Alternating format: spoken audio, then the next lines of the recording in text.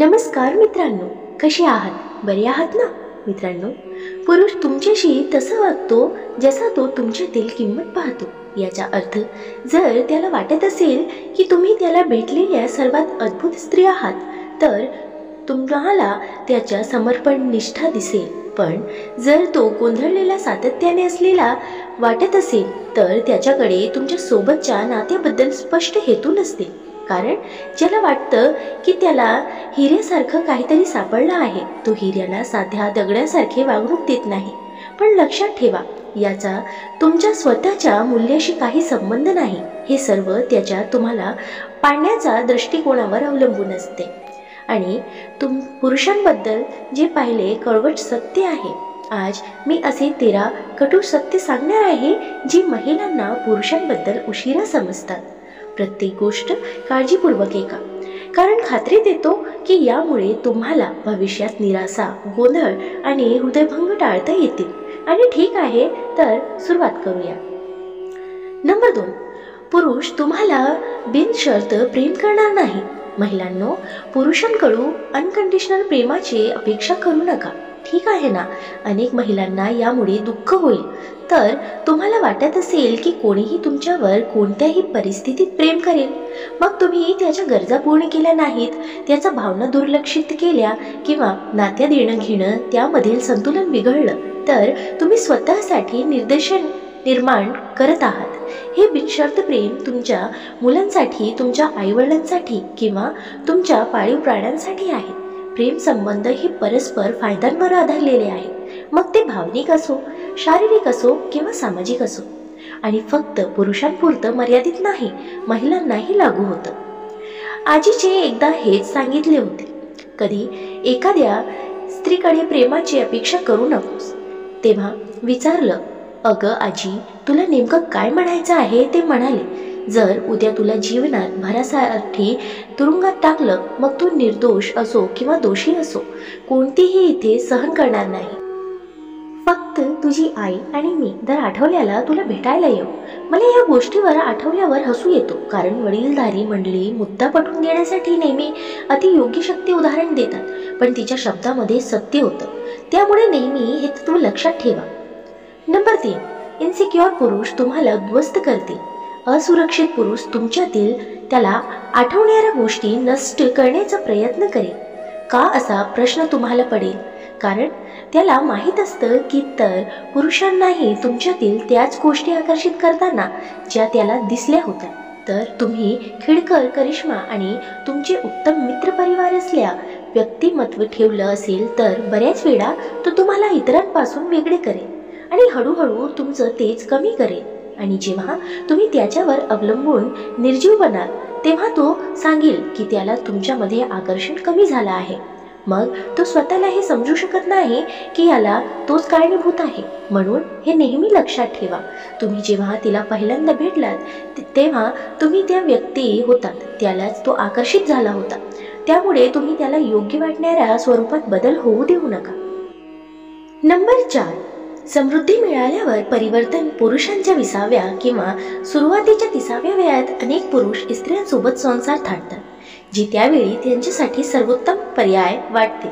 त्यांना अशी एखादी सापडते जी त्यांच्याशी चांगली वागते आणि त्यांना वाटतं की ती चांगली पत्नी होईल, म्हणून ते त्याच्याशी लग्न करतात.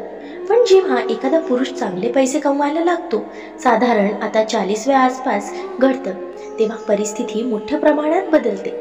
अचानक त्याला अशा स्त्रियांकडून लक्ष मिळायला लागतं, यापूर्वी कधी त्याकडे पाहतही नव्हते. आणि मग कुतूहल वाढायला लागतं आणि त्यातच मध्यमवयी संकट सुरू होतं आणि त्याला वाटतं की तरुणपणे त्याने काहीतरी चूक केली. त्यामुळे त्यावेळी त्याच्याशी त्याने तरुणपणी लग्न केलं, जी त्यावेळी त्याला सर्वात योग्य वाटली. ती स्त्री आता या नवीन यशाच्या चित्रात बसत नाही. नंबर 5, तो चीटिंग, फसवणुकीबद्दल खोटं बोलेल. जर तुम्हाला तुमच्या जोडीदाराच्या चीटिंगचा व्हिडिओ सापडला तर आणि पुरुष म्हणतील की तो बनावट आहे, AI वापरून बनवला आहे म्हणून तुमच्या घरात शिरलात आणि त्याला दुसऱ्याच्या महिलासोबत तुमच्या बेडवर रंगेहात पकडलं, तरी तो सांगेल की त्याला गुंगीचं औषध दिलं होतं. तो बेशुद्ध होता. त्याला काही आठवत नाही की तो तेथे कसा पोहोचला.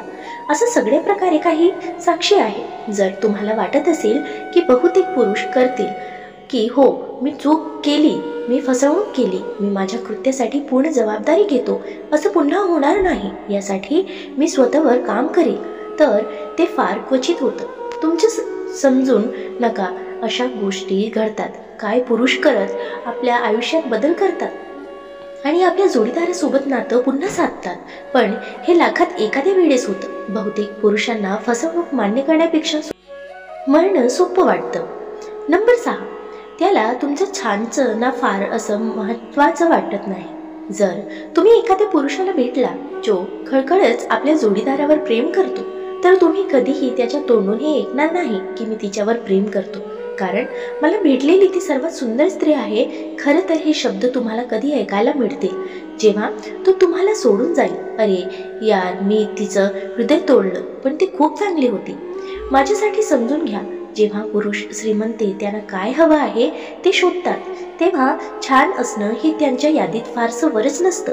हो, कधीतरी सभ्य असणं चांगलं आहे, पण पुरुषांसाठी हे फक्त एक अपेक्षित गोष्ट आहे. नंबर 7, चांगली व्यक्ती म्हणजे चांगला पती असतो असं नाही. काही पुरुष हे खरंच उत्कृष्ट व्यक्ती असतात. सगळ्यांना त्यांच्यासोबत वेळ घालायला आवडतो. त्यांचे मित्र त्यांना सर्वोत्तम म्हणतात. त्यांचे कुटुंब त्यांच्यावर खरं प्रेम करतात. पण एक उत्कृष्ट पती होणं ही पूर्णपणे वेगळी गोष्ट आहे. चांगल्या पती होणे म्हणजे फक्त चांगला मित्र किंवा मजेशीर व्यक्ती नाही. ते समाविष्ट आहे सवाल, कौशल्य, तडजोड करण्याची क्षमता, नात्याला पाठिंबा, पोषण देण्यासाठी वचनमध्ये असणार, जे फक्त वरवरच्या संवादापलीकडे जातात. नंबर 8, यांच्या आयुष्यात दिशा नाही. त्यांच्यासाठी कोणतीही स्त्री पुरेशी ठरत नाही. तर एखाद्या पुरुषाला त्याच्या आयुष्यातील उद्दिष्ट स्पष्ट नसतील, त्याला त्याच्या कामाची, स्वप्नाची आणि उद्याची आवड नसेल, आणि त्याला स्वतःला कसं माणूस बनवायचे आहे याची स्पष्टता नसेल, तर तुम्ही त्यांच्याकडून तुमच्याबद्दल आवड आणि उत्कृष्टता कशी अपेक्षित करू शकतात. एखादा पुरुष आपल्या आयुष्याला एक सुंदर बागेसारखे घडवत असेल आणि त्याला त्यात काय हवंय हे ठाऊक असेल, तर त्या क्षणी त्याला एखादा फूल दिसेल तो त्याची खरी प्रशिक्षित करेल. पण जर त्याला त्याच्या स्वतःसाठी काय निर्माण करायचं आहे हे माहीत नसेल, तर तो तुम्हाला केवळ विश्रांतीसाठी शोधेल, प्रेरणासाठी नाही. नंबर 9, केसर पाहून सावध राहा.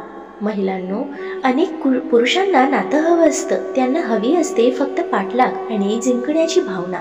एक आत्मविश्वासी पुरुष कधी पाठलाग करत नाही.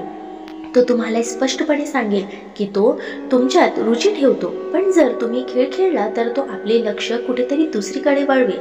जो करू शकतो तुमच्या जोरदार पाठलाग करत असेल, तो असा असतो जो नेहमी हवं ते मिळाल्यावर दुसऱ्याच्या मागे नवीन आनंदासाठी धावतो. त्यामुळे काही म्हणणे आणि काही वर्ष गेल्यावर बहुतांश वेळा त्याला पुन्हा कोणाच्या तरी पाठलागाचा मोह होतो. नंबर 10, तो तुमच्या शरीराचा आणि भूतकाळाचा यश करेल. बहुतेक लोक, मग ते पुरुष असो किंवा स्त्री, असं म्हणतात की त्यांना तुमच्या भूतकाळाबद्दल सर्व काही जाणून घ्यायचे आहे. त्यामध्ये तुमचे किती शारीरिक संबंध होते हे देखील समाविष्ट आहे. पण जेव्हा तुम्ही हे सगळे तपशील लवकर करताल, तेव्हा सहसा नात्यात बरीच तणावपूर्ण परिस्थिती निर्माण होते.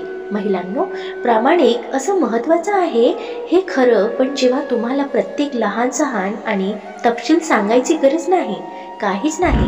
हे मुद्दाम पुरुषांचा अहंकाराला ठेच पोहोचण्यासाठी एक किंवा त्याला जवळण्यासाठी करतात. खरं तर हे क्षणिकरित्या त्यांचे क्षण तुमच्याकडे खेचेल, पण दीर्घकाळासाठी हे फक्त विचार येण्यासाठी नातेसंबंध निर्माण करेल. त्यामुळे या गोष्टी शेअर करताना सावध राहा आणि भूतकाळाला नात्यांचा भविष्य हावी होऊ देऊ नका. नंबर 11, तुमच्या जागी लगेच दुसऱ्याला बसवले जाईल. हे पुरुषांबद्दलचे कटू सत्य आहे. एक संबंध संपुष्टात यासाठी काही महिने किंवा कधी कधी वर्षे लागू शकतात. हे असे असते की नात्यातील समस्या हळूहळू समोर येतात, त्यांना वाढतो आणि शेवटी एक निर्णय. ही प्रक्रिया वेगळी असते. बऱ्याच पुरुषांसाठी हे एका क्षणात होऊ शकते. एखाद्या रात्री ते नवीन व्यक्तीला भेटतात, पूर्णपणे मोहात पडतात आणि दुसऱ्या दिवशी नातं संपूर्ण निघून जातात. तुम्हाला कधीच समजत नाही की ती कसे घडेल किंवा का घडले, कारण याची कोणतीही चिन्ह तुम्हाला आधी दिसलेली नसतात. नंबर 12, तो ब्रेन वॉश केलेला गेला आहे. पुरुषांबद्दलचे कटू सत्य म्हणजे अश्लील सामग्रीचा प्रभाव. लहान वयापासून असलेले अश्लील सामग्रीचा झालेला संपर्क मुळे अनेक पुरुषांमध्ये त्याच्या जोडीदाराबद्दल अवास्तव अपेक्षा तयार होतात. त्यामुळे त्यांच्या नातेसंबंधावर नकारात्मक परिणाम होतो, कारण ते आपल्या जोडीदाराची तुलना अशा अवास्तव आणि काल्पनिक गोष्टींची करतात ज्या त्यांनी ऑनलाईन पाहिलेल्या असतात. अशा प्रकारे अशा ब्रेन वॉशिंगमुळे त्यांच्यात असमाधान आणि नातेसंबंधामध्ये तणाव निर्माण होतो. नंबर 13, त्यांना स्वातंत्र्य महत्त्वाचे वाटते. पुरुषांसाठी स्वातंत्र्य अशी सर्वात महत्त्वाची गोष्ट असते. ते त्यांच्या स्वातंत्र्याला आणि वैयक्तिक अवकाशाला खूपच जास्त महत्त्व देतात. एक पुरुष त्याचा अधिकार हरवले जात आहे असे जाणवतो जर एखादी महिला आतील वचनबद्ध होण्यास किंवा तिच्यावर प्रेम दाखवण्यास भाग पडते. तिला हे स्वतःहून करावी असे वाटते. ज्याला हे जाणवले पाहिजे की तो नात्यातून बाहेर पडू शकतो, पण तरी तो राहण्याचा निर्णय घेतो, कारण चित्रपट इतका आकर्षक आणि पाहण्यासारखा असतो की शेवटपर्यंत अनुभव घ्यायचा निर्णय घेतो. तर हे पुरुषांबद्दलचे 13 कटू सत्य होते जे बहुतेक वेळा महिलांना खूप उशिरा समजतात. मित्रांनो, दररोज सकारात्मक विचारांसह आपण भेटत असतो. तुमचे जीवनही असेच सकारात्मक विचारांनी भरून जाओ. तुमच्या मनातील सर्व चांगली इच्छा आकांक्षा पूर्ण होत तुम्हाला सुख समृद्धी लाभो, ही ईश्वराच्या चरणी प्रार्थना. मित्रांनो, तुम्हाला हा व्हिडिओ कसा वाटला कमेंट करून नक्की सांगा. व्हिडिओ आवडल्यास लाईक शेअर करायला विसरू नका आणि अशी छान छान कथा आणि सुविचारासाठी चॅनलला सबस्क्राईब नक्की करा. भेटूया पुन्हा एका नवीन व्हिडिओमध्ये. तवर स्वस्थ रहा, मस्त रहा, आनंदित रहा. धन्यवाद.